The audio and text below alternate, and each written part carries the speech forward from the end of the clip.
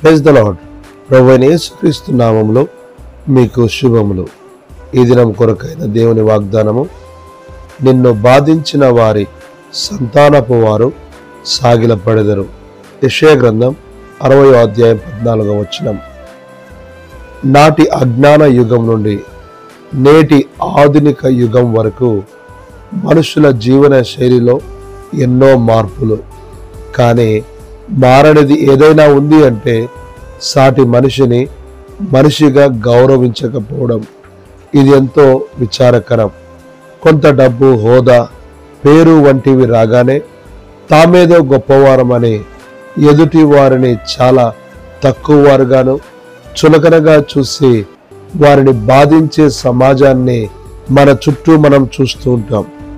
అయితే వారికి తెలియని ఒక సత్యాన్ని ఈ దిన వాక్యం ద్వారా దేవుడు తెలియజేయుచున్నాడు. దేవుడు బాధపడు వారి బాధను తృణీకరించాడు. అంతేకాదు, ఆయన బాధింపబడు వారి పక్షంగా ఉంటాడు. సౌలు దావీదును అసూయతో బాధించాడు. అయితే అతని సంతానమైన మఫీబోషెతు చచ్చిన కుక్కను అంటూ దావీదు పాదముల దగ్గరికి వచ్చాడు.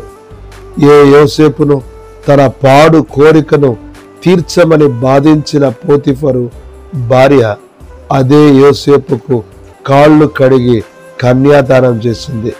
ఇలాంటివి ఎన్నో పరిశుద్ధ గ్రంథంలో ఉన్నాయి.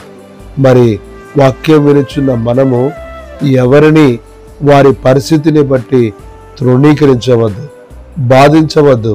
వారి పక్షంగా ఉన్నవాడు బలవంతుడైన దేవుడు కనుక ఆ దేవుడు నిన్నును నీ సంతతిని దీవించినట్లు ఎవరిని బాధ పెట్టక ఉందుముగాక.